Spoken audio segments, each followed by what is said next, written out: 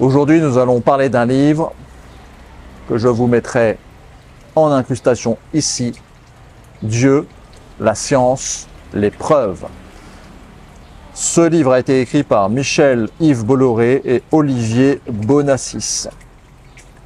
Ou Bonassis. Bon, je ne suis pas tout à fait sûr de la prononciation du nom d'Olivier. Alors, je vais me permettre de répondre avec une critique tout à fait bienveillante à ce livre fort intéressant. Je vais faire une introduction, partie historique, philosophique et politique, et ensuite une petite conclusion, et après je rentrerai dans les chapitres du livre avec des réponses. Je commence mon introduction. La science du passé n'est rien si devant toi elle n'évoque l'avenir tout entier. Juliusz Słowacki, poète polonais du XIXe siècle.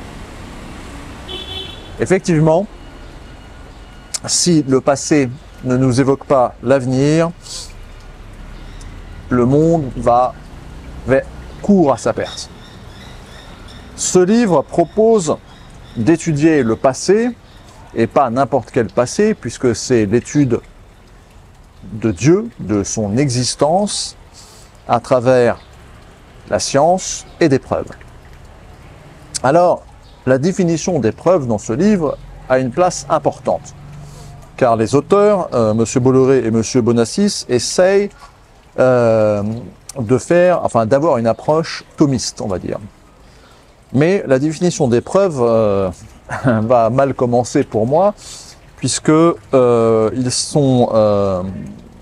y a une sorte d'esprit un peu néo-conservateur dans leur approche, et ils nous parlent d'Israël et notamment de sa mise en esclavage en Égypte.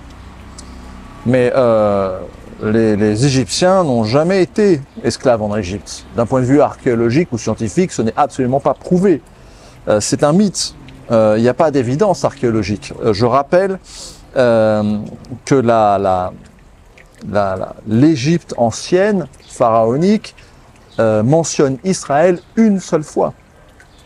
Hein, donc là, vous pouvez aller voir Wiki, je vais vous lire d'ailleurs, sur la stèle, si vous voulez, qui mentionne l'existence du peuple d'Israël. Cette stèle est particulièrement connue pour contenir dans la strophe finale la première mention supposée d'Israël, ou plutôt des Israélites hors contexte biblique. C'est également la seule mention d'Israël connue dans les textes égyptiens. D'accord ? J'ai oublié le nom de la stèle, mais je vous le mettrai ici. Et ensuite, je vais quand même vous citer un article du journal Haaretz. Donc le journal Haaretz, c'est un journal israélien, plutôt sérieux. Et c'est le... Oh Max, c'est le travail d'un monsieur qui s'appelle Mintz. Je ne vais pas tout vous citer parce que c'est assez long, mais la réalité est qu'il n'y a aucune preuve que les Juifs aient jamais été réduits en esclavage en Égypte. Oui, il y a l'histoire contenue dans la Bible elle-même, mais ce n'est pas une source historiquement admissible. Je parle de vraies preuves, de preuves archéologiques, de documents officiels et de sources primaires. De tout cela, il n'y a rien. Ensuite, je vais commencer un petit peu le deuxième paragraphe. Il est difficile de croire que 600 000 familles, ce qui signifie environ 2 millions de personnes, ont traversé le Sinaï sans laisser un seul tesson de poterie, le meilleur ami de l'archéologue, portant une inscription en hébreu. Donc là, on parle du fameux passage de la Bible de la sortie d'Égypte. Voilà. Alors je ferme cette petite parenthèse sur les preuves, puisque ces auteurs insistent lourdement sur les preuves, dans ce livre extrêmement bien fait, hein, très détaillé, sourcé, etc. Mais voilà, attention, les Juifs n'ont jamais été esclaves en Égypte. Alors, je ne suis pas moi-même archéologue, je n'ai pas toutes les sources, bien évidemment, mais du peu que je peux connaître, voilà un début de preuve pas forcément très bien sourcé. Ensuite, le deuxième point qu'ils évoquent comme preuve absolue, on va dire, c'est que l'univers est bien trop parfait et complexe pour être le fruit du hasard. Oui. Quand on le regarde comme ça, c'est absolument vrai. C'est la notion, on va dire, du grand architecte de l'univers, mais l'univers n'a pas été créé en 6 jours, et nous ne sommes pas apparus, nous, êtres vivants, avec notre biologie complexe, en 6 jours non plus. Nous sommes le fruit d'une évolution de 13 milliards et quelques d'années. Alors, l'exemple qui est toujours repris, mais qui est également aussi repris par l'abbé Raffray, que j'aime beaucoup, dans sa vidéo « On prouve l'existence de Dieu » avec Mathieu Lavagne, pareil, je mettrai la petite vignette ici, puis le descriptif, le lien en bas. Auteur du livre « Soyez rationnel, devenez catholique ». C'est l'exemple qui est aussi repris par les auteurs ici, plus ou moins, des pièces détachées. On prend une voiture, on la transforme en pièces détachées, et puis on secoue toutes ces pièces détachées au gré du hasard jusqu'à ce que la voiture se reconstruise. Alors cet exemple-là est totalement stupide. Je me permets de le dire, puisque l'univers n'a pas été créé d'un bloc tel qu'il est aujourd'hui. Donc une voiture ne va pas se créer comme ça au gré du hasard en une seule fois. Si on a 13 milliards d'années, ben, peut-être que on s'occupe d'une autre partie ensuite, on assemble au gré du hasard et des tentatives, d'itération. Ça pourrait peut-être fonctionner. Bon, cela dit, bien évidemment, l'univers est extrêmement complexe. La vie sur Terre est tout à fait fortuite. Tous les scientifiques sont d'accord pour le dire. Nous sommes peut-être d'ailleurs la seule vie intelligente dans l'univers. Pour l'instant, malgré tous les systèmes d'écoute, toute la volonté de trouver une autre vie intelligente et développée, ben, pour l'instant, c'est pas le cas. Voilà. Donc effectivement, nous sommes peut-être pas le fruit du hasard. Je suis d'accord avec ça, mais l'exemple de l'abbé Raffray et d'autres, bon, c'est pas très scientifique. Hein. Nous sommes le fruit d'une longue évolution. Alors Dieu nous a créés pour les croyants, à quel moment? Au moment de la cellule, au moment atomique, et ainsi de suite. Bon. Et enfin, nous sommes loin d'être parfaits. Nous, en tant que humains, et éventuellement une âme dans ce corps animal. Par exemple, je donne toujours cet exemple-là, pourquoi les hommes, là je parle des hommes, les mâles, ont des seins.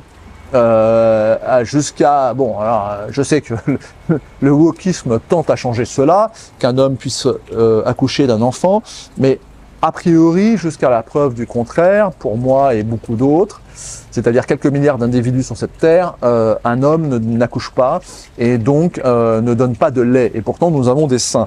Et ben ça, vous voyez, ça fait partie de l'évolution. Donc nous sommes loin d'être parfaits et Dieu nous a certainement pas créés à l'image de nous d'aujourd'hui, de notre corps aujourd'hui. Pourquoi à ce moment-là, il serait un peu trompé, hein, ou alors il a été paresseux sur certains détails. Mais bon, voilà. Enfin, le dernier point, le troisième point qu'ils évoquent en tant que preuve un petit peu absolue, c'est le Big Bang. Alors le Big Bang, c'est effectivement le fait qu'il y ait eu un point de départ dans la création du monde. Oui, certes, c'est effectivement le Big Bang on peut le définir comme un point de départ sur une trajectoire. Oui, ok, très bien. Donc pour eux, ça veut dire que c'est Dieu qui est le créateur de l'univers. Dieu qui est incréé, je le rappelle, donc hors univers, hors espace, hors temps, hors masse, et ainsi de suite, pesanteur. Alors, effectivement, mais à ce moment-là, la question véritable, c'est que on sait aujourd'hui, enfin on suppose, et le consensus scientifique dit qu'aujourd'hui l'univers se déploie à l'infini et dans une vitesse exponentielle et que nous arriverons à un moment donné à une mort thermique, c'est-à-dire que les planètes seront tellement espacées, etc., qu'il n'y aura plus d'énergie en quelque sorte et que l'univers deviendra froid et mourra. Alors à ce moment-là, où est la vie éternelle des croyants adamiques? Parce que je rappelle que dans les croyances adamiques, nous allons tous être ressuscités dans des corps de lumière, c'est-à-dire des corps parfaits, qu'ils soient physiques ou psychiques, hein, bon, peu importe, pour revenir vivre sur Terre éventuellement ou au paradis, dans un univers chaud a priori, hein, et pas glacé et mort, thermiquement pour l'éternité. Alors là, ça pose un problème. Et ils répondent pas vraiment à cette question dans le livre. Bon voilà, quelques points. Bien évidemment, la véritable question, ou également qui n'est pas définie dans ce livre, c'est la définition de Dieu. Comme je l'ai dit tout à l'heure, nous sommes notre corps physique humain d'Homo sapiens est absolument pas parfait. Loin de là, l'histoire des saints pour les hommes. Pourquoi avons-nous des saints à ce moment-là? Pourquoi Dieu nous a créés comme ça s'il nous a créés directement en tant que Homo sapiens? Alors effectivement, si Dieu a été initiateur du Big Bang par exemple, que Dieu serait la loi qui régit l'univers, séparant le chaos de l'ordre à tout instant, et qu'ensuite il a laissé faire, qu'il est rentré dans le Shabbat, c'est-à-dire dans un repos, de temps en temps il en sort pour régler 2-3 affaires, et puis le reste du temps il laisse faire l'évolution, bon pourquoi pas. Voilà. Mais bon, quid de Dieu? Il faudrait peut-être définir ce que c'est que Dieu. Alors Dieu est-il ce que les Grecs ont défini, parce que je rappelle que c'est les Grecs et pas les Israéliens et Hébreux qu'ont défini l'immortalité de l'âme, puisque pour les Hébreux primitifs, l'éternité n'existait pas après la mort. Hein, c'est venu après. Hein, ça c'était pas quelque chose d'inné chez eux dans leur mythologie primitive. C'est une définition, une idée plutôt grecque, on va dire. Et pour les Grecs, Dieu c'est le bien, le bon, l'ordre face au chaos et au mal. Ce qu'on peut comprendre.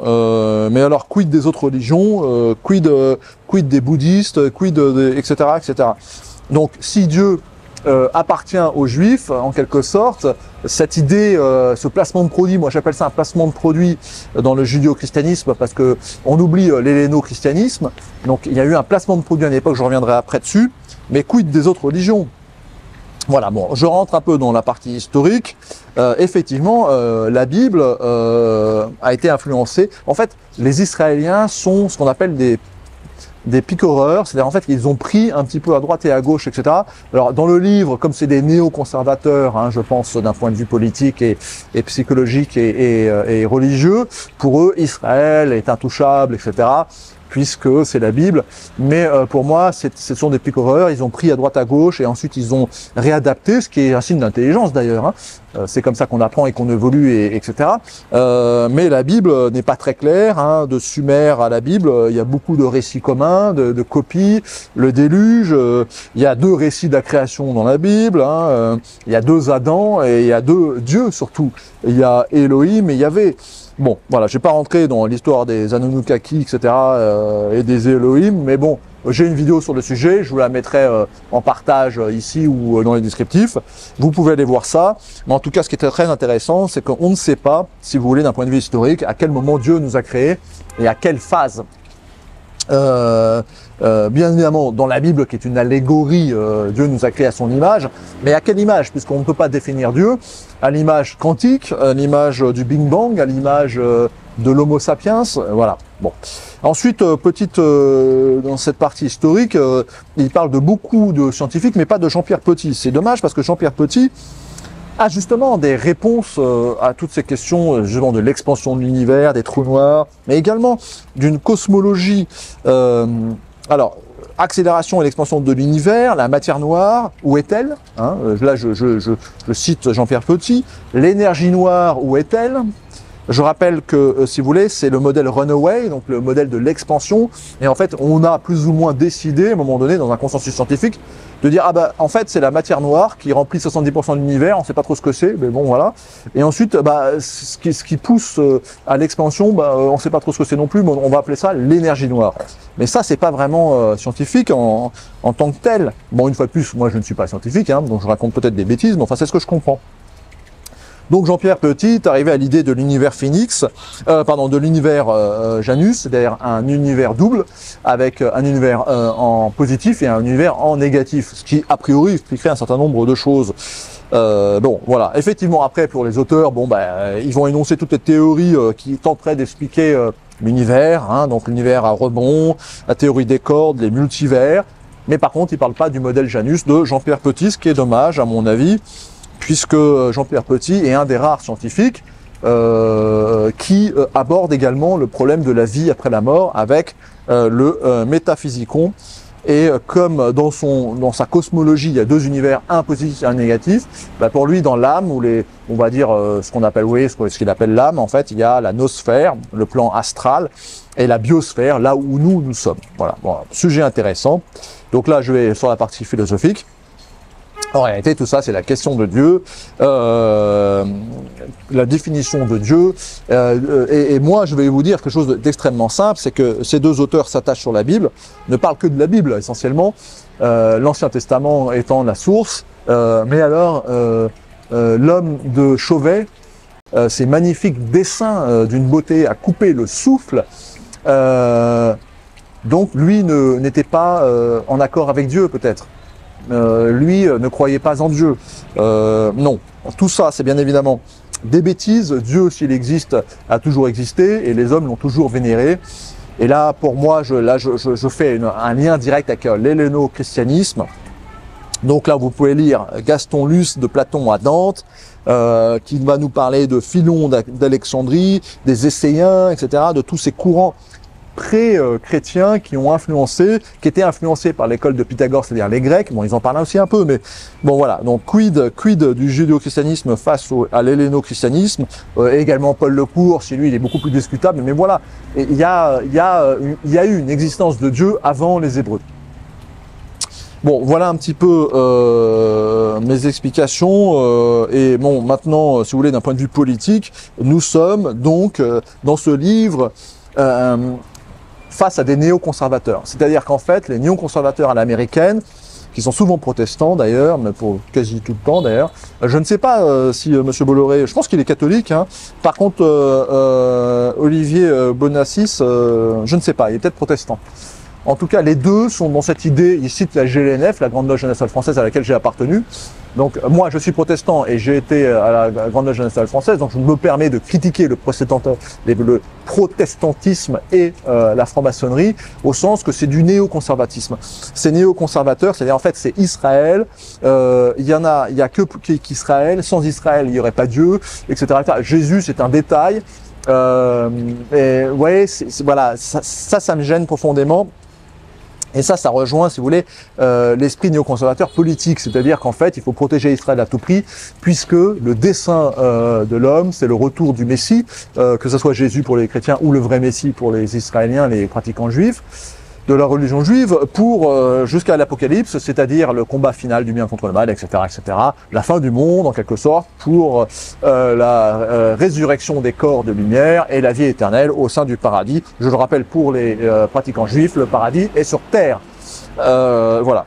Donc ça va mal quand même avec la théorie de l'expansion de l'univers et de la mort thermique. Bon, voilà. Mais voilà, ça me gêne un petit peu cet esprit néoconservateur, parce que ça veut dire que politiquement, il faut toujours défendre Israël. Et ça, c'est le placement de produits judéo-chrétiens. De Bolloré à Zemmour, c'est la même histoire. Non. Non, nous, Européens, nous ne sommes pas juifs. Moi, que les juifs défendent leurs intérêts, leur culture, leur pays, leur nation, aucun problème. En tant que nationaliste, je respecte cela, même s'il y a un problème avec la Palestine, bien évidemment. Mais par contre, ça ne doit pas influencer nos politiques à nous en tant qu'Européens. C'est là où est le problème pour moi. Donc voilà, bon, la conclusion, c'est un livre extrêmement intéressant, travaillé, détaillé, je veux dire, voilà, il faut le lire, c'est intéressant, mais trop porté sur le judéo-christianisme, il ne parle pas de l'helléno-christianisme, voilà, ça me gêne un petit peu, c'est du néoconservatisme, on sent derrière ça des gens qui ont une idée assez arrêtée politiquement sur ces points. Bon, maintenant, alors, si vous voulez, vous pouvez faire une pause, parce que là, maintenant, je vais répondre un petit peu au livre chapitre par chapitre. Donc, c'est ma réponse à ce livre intéressant. Voilà, la vidéo sera un peu plus longue que d'habitude. Faites des pauses, etc. Vous regardez ça en plusieurs fois. Mais c'est intéressant, donc je vous invite quand même à aller jusqu'au bout, parce que je vais vous détailler quand même le livre. Alors, voilà. Donc là, c'est mes réponses au livre. À ce livre, très intéressant, je le redis, ma critique est tout à fait bienveillante et amicale. J'aime tous ceux qui essayent d'expliquer Dieu, parce que c'est une démarche qui n'est pas très courante en soi. Bon, alors l'introduction, l'aube d'une révolution, donc c'est le Big Bang qui explique tout. Oui et non. Alors moi, j'ai une critique là-dessus, si vous voulez, parce que, alors très bien, alors le début, ça serait Dieu, mais alors la fin, c'est quoi? La mort thermique de l'univers, c'est quoi? C'est le diable, c'est ça? C'est l'enfer de Dante, glacé. c'est pas très clair si vous voulez, ou alors c'est le Nibbana, c'est-à-dire la fin c'est le Nibbana, c'est-à-dire c'est ni la vie ni la mort, c'est un entre-deux, un état stationnaire d'attente, c'est pas très clair et ils le définissent pas parce que ça c'est totalement l'inverse si vous voulez du paradis tel que défini par les anciens Hébreux, enfin même pas les anciens Hébreux, par plutôt je dirais les Hébreux en version 2 après l'influence grecque de la vie éternelle, de l'âme éternelle et ainsi de suite. Bon, ouais, alors. Ensuite, bon, qu'est-ce qu'une preuve? Alors là, oui, je suis d'accord, hein, ils définissent très bien le sujet, sauf que, effectivement, mon exemple de l'introduction des pièces détachées de la voiture est faux. Nous n'avons pas été créés en une seule fois. Nous sommes le fruit d'une 13 milliards d'années d'évolution. Donc voilà. Alors, il donne un petit exemple, page 29, qui est assez intéressant. Je vais vous le citer parce que ça, j'ai bien aimé. Dans les années 1950, les récoltes de blé en Chine furent mauvaises. Les responsables agricoles informèrent Mao Tse-tung que les moineaux mangeaient une bonne partie des graines semées, ce qui était vrai. Mao fit le raisonnement jusqu'à ce que, suivant, si l'on tuait tous les oiseaux, cette partie de graines serait plus mangée par ceux-ci, ce qui est exact aussi. Et conséquence, les récoltes seraient augmentées, etc., etc. Alors, ils ont donc tué tous les moineaux en 58, le grand bond en avant, etc. Et qu'est-ce qui s'est passé? Il en résulta une très grande famine, qui fit des millions de morts. En fait, une donnée intervenant dans les problèmes avait échappé à Mao et à ses conseillers. Si les oiseaux mangent effectivement une partie des graines, ils dévorent surtout les vers et insectes qui mangent et détruisent bien plus gravement les récoltes. Vous voyez, donc ça effectivement c'est intéressant, ces histoires de preuves, c'est quelque chose qu'on doit complètement considérer, mais bon voilà, il faut pas de biais et je trouve qu'il y a un petit biais quand même chez eux. J'aurais juste à préciser qu'en fait, la définition d'une âme immortelle vient des Grecs et pas des Israéliens, comme je vous l'ai dit tout à l'heure.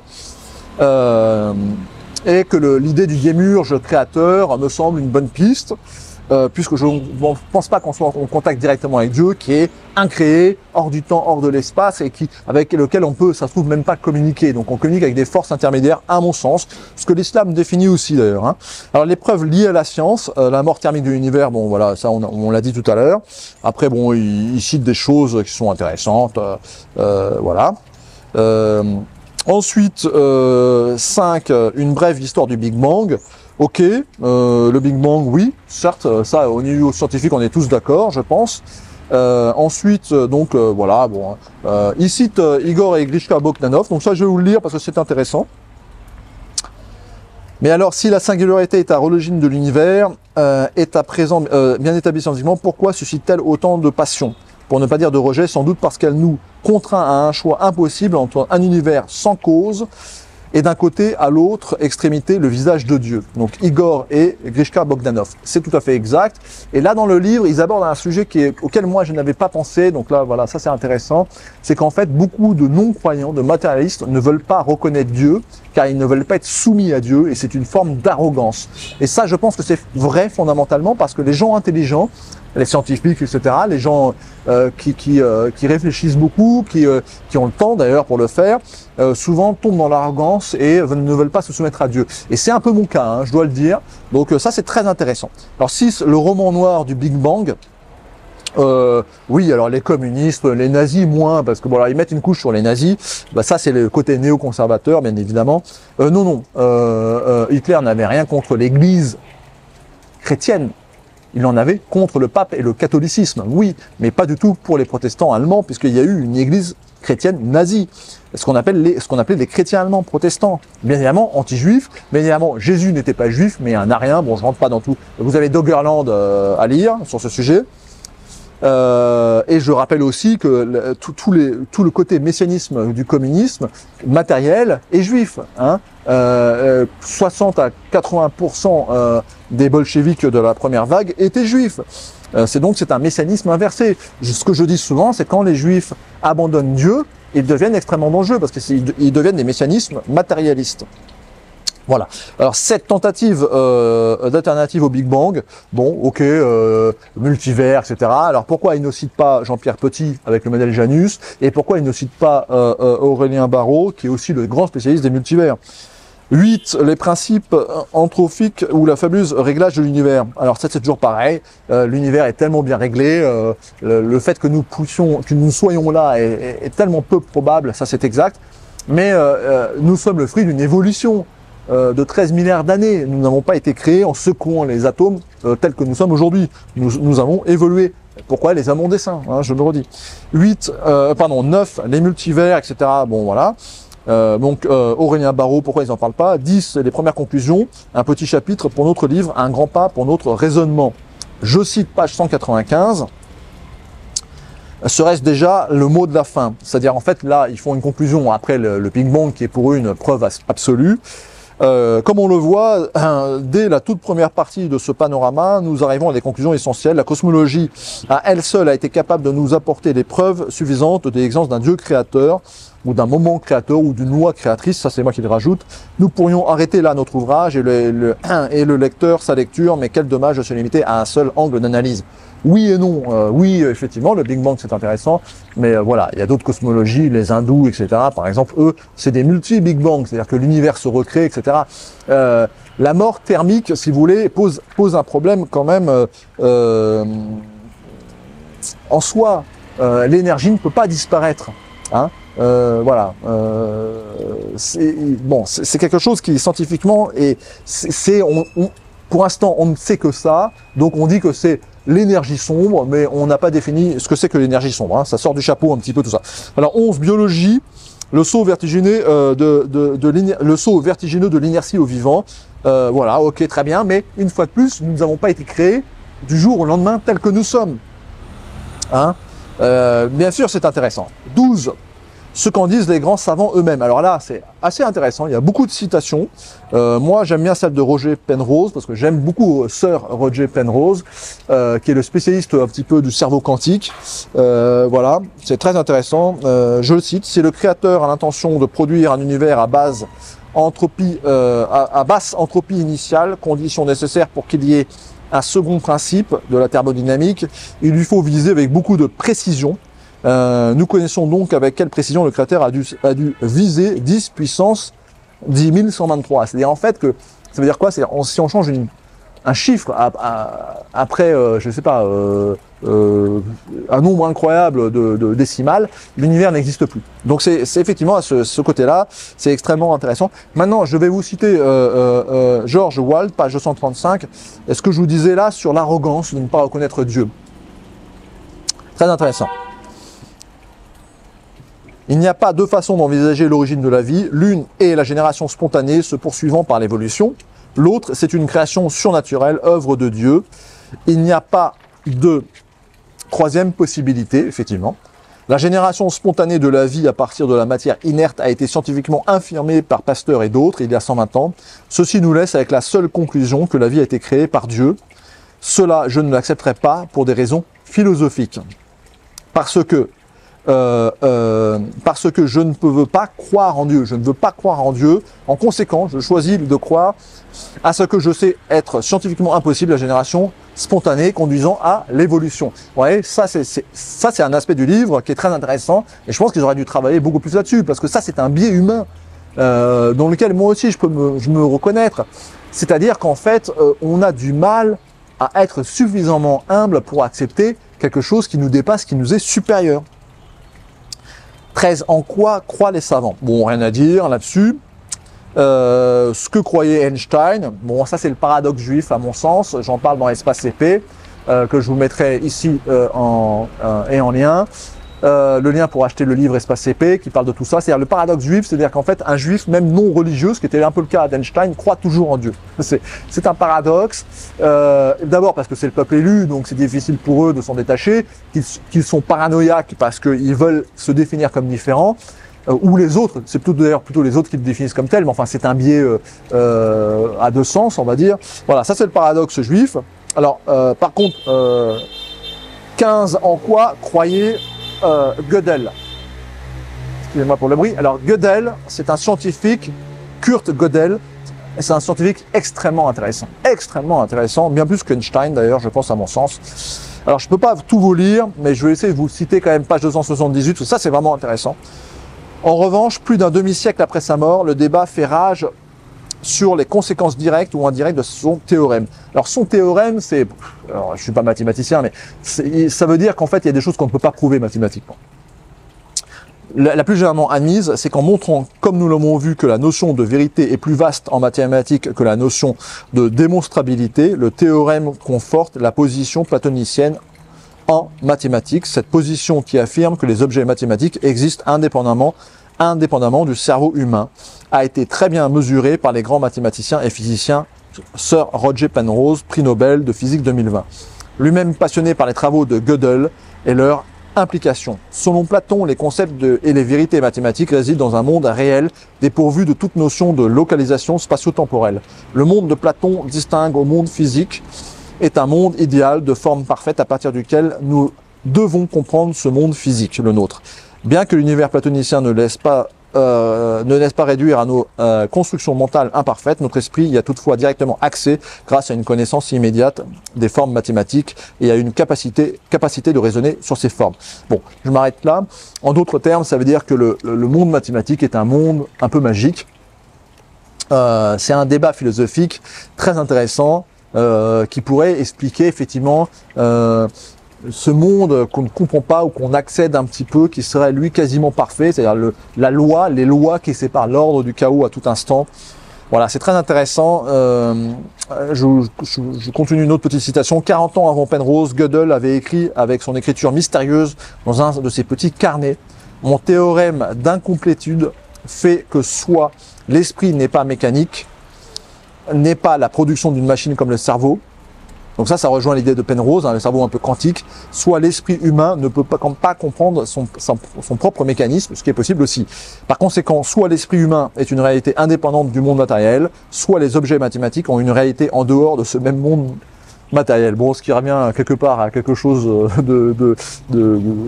d'identique, c'est-à-dire en fait, l'esprit est inexplicable, ce qu'on pourrait définir comme l'âme.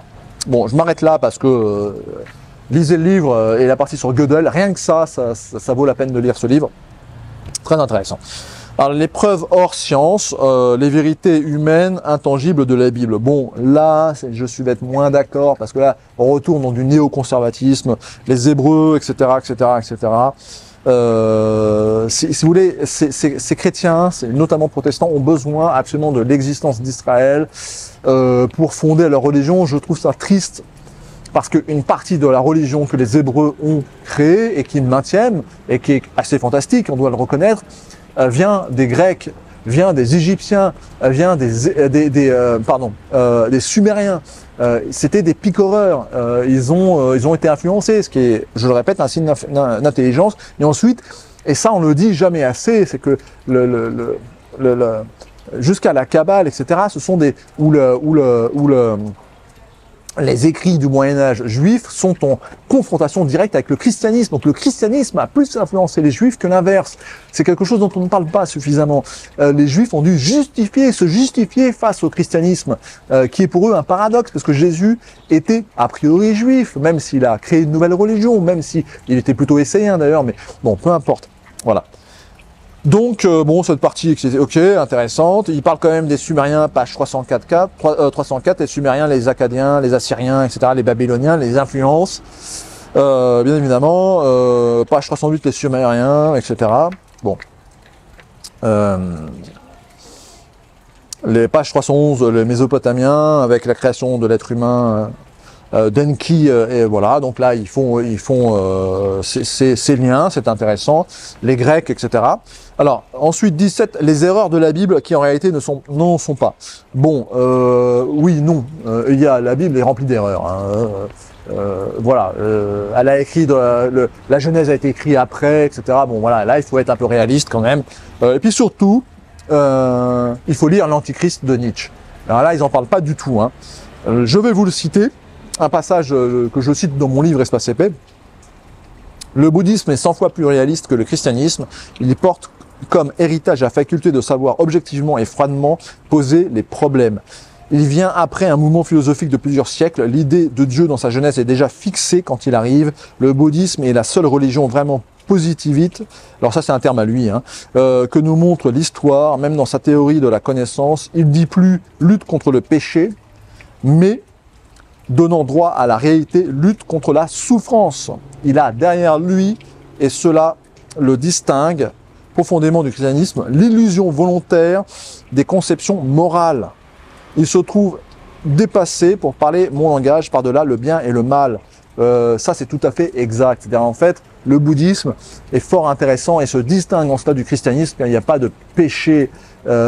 Cette idée du péché est quelque chose, ou de la chute de l'homme, même si elle existe un peu dans le bouddhisme, mais très différemment, il n'y a pas de culpabilisation avec ça. On cherche à annihiler la souffrance dans le bouddhisme. Donc oui et non, voilà quoi. Hein, je veux dire, ils auraient pu parler de l'antéchrist de Nietzsche tout de même, hein, qui est quand même voilà. Alors ensuite 18, qui peut être Jésus? Bon voilà, très bien. Donc là, il parle un peu de Flavius Joseph, etc., qui donne des preuves de l'existence, on va dire un peu de Jésus. Alors page 361, ils font des citations de Jésus, mais alors moi je vais en rajouter une qu'ils ne mettent pas. Matthieu 10, 34, 36, ne croyez pas que donc c'est Jésus qui parle, hein, ne croyez pas que je sois venu apporter la paix sur terre, je ne suis pas venu apporter la paix, mais l'épée, car je suis venu mettre la division entre les hommes, l'homme et son père, entre la famille et sa mère, entre la belle-fille et sa belle-mère, et l'homme aura pour ennemi les gens de sa maison. Voilà, donc ça c'est intéressant, je vous laisse méditer là-dessus. Hein. 19, le peuple juif, un destin au-delà de l'improbable. Bon là, c'est du placement de produits pour moi, c'est toujours la même histoire, si vous voulez. C'est que les néoconservateurs, dans leur mythologie, ont besoin d'Israël et de l'existence d'Israël pour arriver au retour du Messie. Bon, voilà. J'en parle dans d'autres vidéos, donc je vous mettrai les liens. Mais par contre, ce qu'ils se disent est tout à fait exact. C'est pas le seul peuple ayant gardé une tradition millénaire, parce qu'il y a les Chinois, hein, par exemple. Mais c'est un de ces peuples-là, oui. Les Juifs ont gardé une tradition depuis des milliers d'années, c'est tout à fait exact. Mais ils évoluent aussi, et je redis, le christianisme a plus influencé le judaïsme que l'inverse. Et ça, peu de gens en ont conscience. Hein, voilà. Et même les juifs, en tant que physiquement, ont également évolué, parce que les juifs, si vous voulez, Ashkénazes de l'Est, sont plus caucasiens que juifs. Je rappelle que les juifs, ce sont des sémites, donc ce sont des Palestiniens, des Arabes, hein, à la base. Donc voilà. Bon, 20, alors là, Fatima, illusion, supercherie ou miracle. Bon, alors le Fatima, pour eux, dans le livre, c'est quelque chose d'assez fort. Vous voyez, Fatima, au Portugal, vous savez, ce miracle, un supposé miracle d'un soleil, etc., qui vient. Bon, moi, j'ai des gros doutes là-dessus. Hein. Pour moi, c'est plus un phénomène météorologique exceptionnel, peut-être. Bon, je dis pas que c'est pas un miracle, hein, mais bon, voilà. Maintenant, si Dieu vraiment était toujours en contact avec nous, ce que je ne pense pas. Pour moi, comme en tant que gnostique, Dieu, l'incréé, le hors du temps, hors espace, etc., c'est plus un dharma, la loi au sens un peu bouddhiste, qui sépare l'ordre du chaos. C'est une force quasi cosmologique. Je ne sais pas si elle a une conscience même. Je pense que c'est plus une force pour moi, mais bon, voilà, ce sont des suppositions, bien évidemment. Mais si Dieu, comme ils le définissent ici, et pour beaucoup de chrétiens, enfin de juifs et de musulmans, Dieu est conscient et donc est en interaction quand il sort de son Shabbat avec les humains, avec nous. Mais pourquoi faire des miracles aussi étranges? Je veux dire, autant faire revenir Jésus, autant faire quelque chose de vraiment simple à comprendre, que tout le monde voit et qu'on ne peut pas remettre en cause. Tandis que là, scientifiquement, on peut dire que c'est un phénomène météorologique, ça existe. Hein. Ceux qui font de l'aviation le savent. Voilà. Donc, pourquoi faire un miracle qui peut porter le doute, parce que il faut croire sans voir, c'est ça? Bon, je ne sais pas, je trouve ça un peu, voilà, bon, ouais. 21, tout est-il permis? Alors là, pareil, exemple, il parle pas de Nietzsche. Dans quel sens ils disent ça? C'est-à-dire, en fait, si jamais Dieu n'existait pas, il n'y aurait pas de morale. Alors, peut-être, mais moi, je vais vous donner un autre exemple. Les animaux évolués ont une sorte de morale, hein, que ce soit les singes, les chiens, etc. Alors ils n'ont pas une morale au sens de la nôtre, bien évidemment, parce qu'ils n'ont pas de compassion, il y a des choses très différentes, mais tout de même, il y a une sorte d'équilibre. Et vous savez à quoi ça tient? Mais ça tient à la survie des espèces. Voilà, tout simplement. Donc il y a une morale de survie qui existe, d'accord? Alors, et c'est par-delà le bien et le mal de Nietzsche, une fois de plus. Je cite page 244, ce qu'ils disent. Si Dieu n'existe pas, le mal n'existe pas, et tout est permis en effet. Si Dieu n'existe pas, tout est permis. Le cosmos est le seul absolu et il n'y a pas de différence entre un homme et un moustique. Ils ne sont que des sous-produits temporaires de la matière et de l'énergie. Il n'y a donc en ce cas ni bien ni mal. C'est un peu ce que dit Nietzsche. Et il n'y a pas de valeur morale objecte. Et que l'on écrase un enfant ou un moustique, ce n'est rien de plus qu'une réorganisation de la matière qui les constitue. Oui, c'est intéressant. C'est intéressant. Nous, humains, qui avons une conception sensible de l'altruisme, nous plaçons la morale dans une hiérarchie quasiment au sommet de l'importance. Mais est-ce que ça donne, est-ce que c'est une définition de Dieu? Peut-être. Là, j'avoue, pour moi, c'est pas aussi évident, mais bon, pourquoi pas, pourquoi pas.